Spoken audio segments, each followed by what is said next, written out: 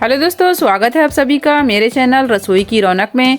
आज मैं आपके साथ परफेक्ट भाजनी चकली की रेसिपी शेयर करने वाली हूँ। आज मैं आपको भाजनी किस तरह से बनाते हैं और किस तरह से हम परफेक्ट चकली बनाएं, step by step perfect recipe आपके साथ शेयर करने वाली हूँ। तो चलिए हम सबसे पहले भाजनी रेडी कर लेते हैं। भाजनी रेडी करने के लिए हम सबसे पहले यहाँ पर चावल ले लेंगे। तो ये मैंने चावल ले लिया है, ये मोटे दाने का चावल है। हमें बारीक चावल या बासमती चावल नहीं लेने हैं, हमें मोटे दाने का चावल लेना है। आप चाहे तो यहाँ पर राशन का जो चावल होता है वो भी यूज़ कर सकते हैं। चावल पुराना होना चाहिए। आप घर की कोई भी एक कटोरी सेट कर ले। तो मैंने इस तरह से ये कटोरी ले ली है। तो मैं इस कटोरी से मेजरमेंट कर लूँगी। मैं आपको 1 किलो भाजनी का आटा रेडी करने का परफेक्ट मेजरमेंट बता रही हूँ। तो मैं इस नॉर्मल कटोरी से 2 कटोरी चावल ले लूँगी। तो ये मैंने 1 कटोरी डाल दिया है। अब मैं यहाँ पर 1 कटोरी चावल और लूँगी। तो इस तरह से मैंने 2 कटोरी चावल ले लिए हैं। अब मैं यहाँ पर इसी कटोरी से 1 कटोरी चना दाल लूँगी। अब मैं यहाँ पर आधी कटोरी उड़द दाल लूँगी। ये मैंने सफ़ेद उड़द दाल ली है। अब मैं यहाँ पर 1/4 कटोरी मूंग दाल लूँगी। ये मैंने पीली वाली मूंग दाल ली है, बिना छिलके वाली। इस तरह का हमारा मेजरमेंट है। मैंने यहाँ पर 2 कटोरी चावल लिए हैं। चावल का आधा मैंने चना दाल ली है। 1 कटोरी का आधा मैंने उड़द दाल ली है, यानी कि मैंने आधी कटोरी उड़द दाल ली है और उड़द दाल का आधा मैंने यहाँ पर मूंग दाल ली है। इस तरह से हमारा मेजरमेंट है। अब हम इन्हें साइड में रख देंगे और अब हम इसके आगे के इंग्रेडिएंट्स देख लेते हैं। अब मैंने यहाँ पर इसी कटोरी से मेजरमेंट करके आधी कटोरी पोहा ले लिया है। आप मोटा या बारीक कोई भी पोहा ले सकते हैं। अब मैंने यहाँ पर 1/4 कटोरी यानी कि 1/4 कटोरी मैंने यहाँ पर साबूदाना ले लिया है। अब मैं यहाँ पर 1/4 कटोरी साबुत धनिया ले लूँगी। अब मैं यहाँ पर 2 बड़े चम्मच ज़ीरा ले लूँगी। हमारे घर में जो नॉर्मल चम्मच होता है उसी से हमें ज़ीरा लेना है। मैंने यहाँ पर घर की ही चम्मच और कटोरी से मेज़रमेंट किया है। मैंने इसमें कोई भी मेजरिंग कप का यूज़ नहीं किया है। ये बिल्कुल परफेक्ट 1 किलो भाजनी चकली का मेज़रमेंट है। अब हम चावल को धो लेंगे और दालों को हम एक गीले कपड़े से साफ़ कर लेंगे। आप चाहे तो दालों को भी धोकर ले सकते हैं। अब मैंने यहाँ पर चावल को धोकर ले लिया है। इसी तरह से मैं दालों को भी एक गीले कपड़े में डालकर पोंछ लूँगी। इसी तरह से हम सारी दालों को पोंछ लेंगे। अब हम चावल को एक कपड़े में डालकर फैन के नीचे सुखा लेंगे। हमें इस तरह से पतला फैलाकर इसे डालना है ताकि ये जल्दी से सूख जाए। और इसी तरह से मैं दालों को भी फैलाकर डाल दूँगी। क्योंकि हमने इसे गीले कपड़े से साफ़ किया है तो ये भी फैन के नीचे अच्छे से सूख जाएंगी। अब हमारे जो चावल है वो अच्छे से सूख गए हैं। हमने इसे 1 घंटे के लिए फ़ैन के नीचे सुखा लिया है। अभी बिल्कुल अच्छे से सूख गए हैं। अब हम इसे ड्राई रोस्ट कर लेंगे और हम दालों को भी ड्राई रोस्ट कर लेंगे। अब हम यहाँ पर ड्राई रोस्ट करने के लिए एक हैवी बॉटम की कढ़ाई ले लेंगे। तो हमें कढ़ाई को अच्छे से गर्म होने देना है। कढ़ाई गर्म हो गई है। अब हम इसमें चावल डाल देंगे। अब हम फ्लेम को लो कर लेंगे। हमें चावल को लो टू मीडियम फ्लेम में भूनना है। हमें चावल को हल्का हल्का भूनना है। हमें इसका कलर चेंज नहीं करना है। अब हमारा चावल भुन गया है। हमने इसे अच्छे से क्रिस्पी होने तक भून लिया है। हमें इसे इतना भूनना है कि इसे तोड़ने पर आवाज आनी चाहिए।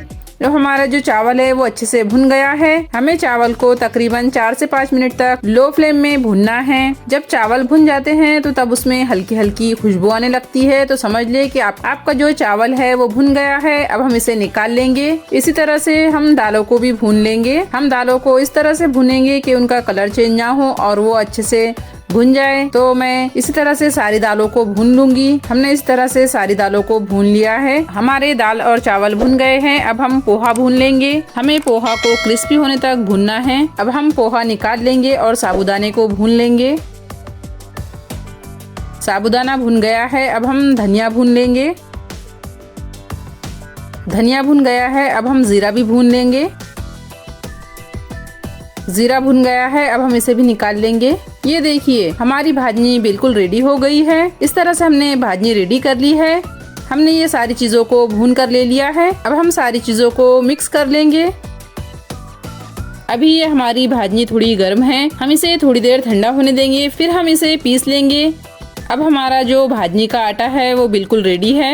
मैंने इसे चक्की में पिसवा लिया है। आप चाहे तो ग्राइंडिंग जार में भी पीस सकते हैं। हमें आटे को नॉर्मल जो हम रोटी बनाने के लिए आटा पिसवाते हैं वैसा ही हमें पीसना है। अब हमारा आटा बिल्कुल रेडी है। अब हम इससे चकली रेडी कर लेंगे। तो मैं यहाँ पर एक बड़ी सी परात ले लूंगी जिसमें हम आटे को छान लेंगे। आटा हमेशा छान कर ले। हमें जितनी जरूरत होगी हम उतना आटा लेकर चकली बना लेंगे। बचा हुआ आटा हम 2 से 3 महीना तक स्टोर करके रख सकते हैं। आपकी जब मर्जी हो आप तब चकली रेडी कर सकते हैं। अब हमने आटे को छान लिया है। ये मैंने 2 कटोरी आटा लिया है। अब हम डो रेडी कर लेंगे। अब हम इसमें डालने के लिए कुछ मसाले ले लेते हैं। ये मैंने 1 चम्मच लाल मिर्च पाउडर ले लिया है। लाल मिर्च पाउडर आप अपने अकॉर्डिंग कम ज्यादा डाल सकते हैं। 2 पिंच हींग ले ली है। 1/4 चम्मच हल्दी लेनी है और 1 चम्मच नमक ले लिया है। अब मैंने यहाँ पर 2 चम्मच सफेद तिल ले ली है। 1 चम्मच अजवाइन ले ली है। अब हम चकली बनाने के लिए डो रेडी कर लेंगे। अब मैंने यहाँ पर एक कढ़ाई ले ली है। जितना हमने भाजनी का आटा लिया है उतना ही हमें इसमें पानी डालना है। तो इस कटोरी से मैं 2 कटोरी पानी डाल दूंगी। जिस कटोरी से हमने आटा नापा है उसी कटोरी से हमें 2 कटोरी पानी डाल देना है। पानी को हम गर्म कर लेंगे। हमारा पानी गर्म हो गया है। अब मैं इसमें 2 चम्मच तेल डाल दूंगी। अब हमने जो मसाले लिए हैं उसे डाल दूंगी और इस तरह से तिल और अजवाइन भी डाल दूंगी। हमें पानी में एक बॉईल आने देना है। हमारे पानी में बॉईल आ गया है। अब हम फ्लेम को लो कर लेंगे। अब जो आटा है उसे डाल देंगे।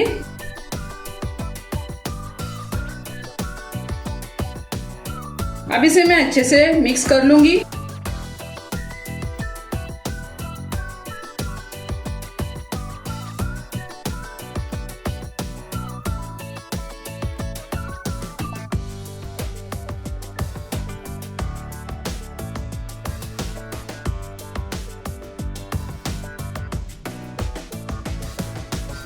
अब हम गैस बंद कर देंगे और इसे थोड़ी देर तक इसी तरह से हिलाते हुए चलाएंगे। अब हम आटे को ढक देंगे। हमें इसे ढककर 10 मिनट तक रखना है। अब मैं इस डो को परात में निकाल लूंगी।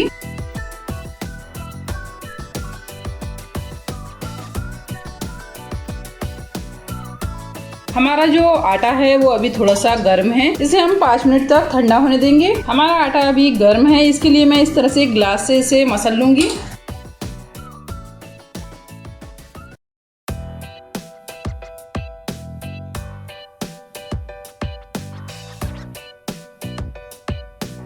अब हम इसे हाथ से अच्छे से मिक्स कर लेंगे।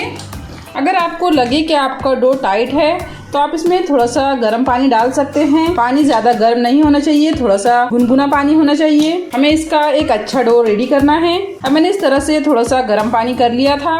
इसे मैं थोड़ा सा डालकर इसे अच्छे से गूंद लूंगी। हमें इसका डो पूरी के डो से थोड़ा सख्त लगाना है। हमें डो को ज्यादा सख्त भी नहीं करना है और ज्यादा नरम भी नहीं करना है। हमें डो को बिल्कुल परफेक्ट लगाना है जिससे कि हमारी चकली बिल्कुल क्रिस्पी बने। हमें आटे को बिल्कुल अच्छे से मसल कर गूंद लेना है। जितना हम आटे को अच्छे से मसलेंगे उतनी ही हमारी चकली क्रिस्पी बनेगी। काटेरी बनाने के चक्कर में हमें डो को बहुत ज्यादा सख्त नहीं करना है। ज्यादा सख्त डो लगाएंगे तो हमें इसे बनाते वक्त ज्यादा प्रेशर लगाना होगा। तो आप देख सकते हैं हमारा जो डो है वो बिल्कुल रेडी है। हमारा डो इस तरह से लगा है। हमें बिल्कुल अच्छा सा डो रेडी करना है, ना ही ज़्यादा सॉफ्ट होना चाहिए और ना ही ज़्यादा हार्ड होना चाहिए। तो अब हमने डो को रेडी कर लिया है। अब हम इससे चकली बना लेते हैं। अब हम चकली बनाने के लिए चकली मेकर ले लेंगे। तब तक हम आटे को ढककर रख देंगे। तो इस तरह से मैं पतीले से इसे ढककर रख दूंगी। अब मैंने हाथ को थोड़ा सा ऑयल लगा लिया है। अब हम डो को इस तरह से चिकना कर लेंगे। अब मैं इस तरह से थोड़ा सा डो लेकर हाथ से इस तरह से चिकना करते हुए इस तरह से सिलेंडर टाइप इसे बना लूंगी। अब हम इसे चकली मेकर में डाल देंगे। तो मैंने इस तरह से चकली मेकर ले लिया है। इसे मैंने ऑयल से ग्रीस कर लिया है। आपके पास जो चकली मेकर है आप उससे चकली बना सकते हैं। अब इसमें मैं इस तरह से डो भर दूंगी। हमें इसे दबाते हुए भरना है। अब इससे मैं चकली रेडी कर लूंगी। तो मैं इस तरह से बटर पेपर ले रही हूँ। आप चाहे तो प्लेट ले सकते हैं, पॉलिथीन ले सकते हैं। इस तरह से हम चकली बना लेंगे। अगर इस तरह से आपकी चकली प्रॉपर गिर रही है, चकली का आटा है वो निकल रहा है, तो समझे कि आपका जो डो है वो परफेक्ट है। अगर डो ज्यादा टाइट है तो दबाने में दिक्कत होंगी और आपकी चकली भी टूटेंगी। अगर आपकी चकली प्रॉपर नहीं निकल रही है, टूट रही है, तो समझे कि आपका डो टाइट है। आप थोड़ा सा पानी डालकर इसे गूंद कर फिर से चकली बना ले तो आपकी चकली परफेक्ट निकलेंगी। इस तरह से मेरी चकली बहुत ही आसानी से बन रही है। मेरा डो बिल्कुल परफेक्ट है। हम इसके जो एंड्स है उसे इस तरह से दबा देंगे ताकि ये जब हम इसे फ्राई करने के लिए उठाए तो ये टूटे ना। तो इस तरह से आगे और पीछे से मैं इसे थोड़ा सा इस तरह से सील कर दूंगी।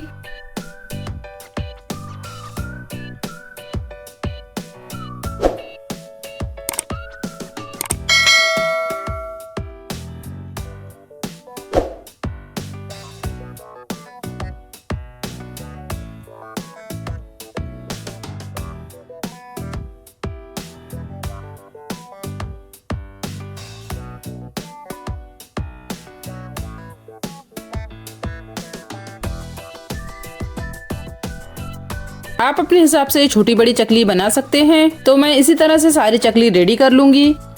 हमने तेल को गर्म होने के लिए रख दिया था। अब हमारा तेल गर्म हो गया है। अब हम इसमें थोड़ा सा डो डालकर देख लेंगे कि हमारा तेल अच्छा गर्म हुआ या नहीं। तो हमारा तेल अच्छा गर्म हो गया है। अब हम इसमें चकली को फ्राई कर लेंगे। तो हम इस तरह से हाथ में चकली को उठा लेंगे और धीरे से तेल में छोड़ देंगे। आप देख सकते हैं हमारी चकली बहुत अच्छी बनकर रेडी हो गई है। उठाने पर बिल्कुल भी नहीं टूटी है।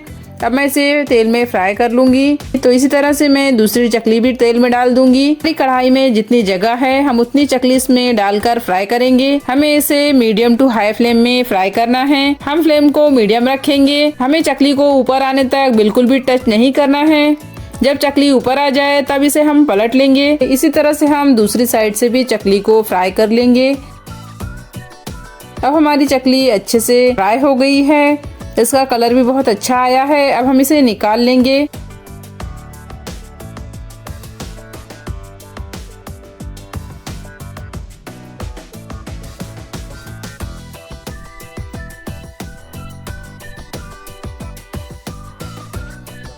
इसी तरह से मैं दूसरा बैच भी फ्राई कर लूंगी। हमें 5 से 6 चकली रेडी करनी है और उसे फ्राई करना है। एक साथ हमें सारी चकली नहीं बनानी है। हमें थोड़ी थोड़ी चकली बनाकर इसे फ्राई करना है। इसी तरह से मैंने सारी चकली बनाकर रेडी कर ली है। अब हमारी चकली बिल्कुल रेडी है।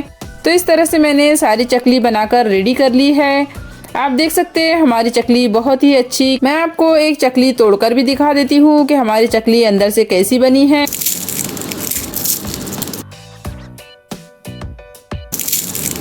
चकली अंदर से पोकल होनी चाहिए। तो हमारी चकली बिल्कुल परफेक्ट बनी है और ये बहुत ही क्रिस्पी बनी है। मैंने आपको आज 1 किलो भाजनी की चकली का परफेक्ट मेजरमेंट बताया है। अगर आप ग्राम्स के हिसाब से मेजरमेंट चाहते हैं तो आप डिस्क्रिप्शन बॉक्स में से चेक कर सकते हैं। मैं डिस्क्रिप्शन बॉक्स में इसका सारा ग्राम्स में मेजरमेंट डाल दूंगी। आप भी इसी तरह से भाजनी चकली बनाकर रेडी करें। बहुत ही क्रिस्पी चकली बनकर तैयार होंगी। तो आपको मेरी आज की भाजनी चकली की रेसिपी कैसी लगी कमेंट करके जरूर बताएं। वीडियो अच्छी लगे तो लाइक कर दे, शेयर करें फैमिली और फ्रेंड में और सब्सक्राइब करना बिल्कुल ना भूलें। मिलते हैं ऐसी ही इजी और टेस्टी रेसिपी के साथ।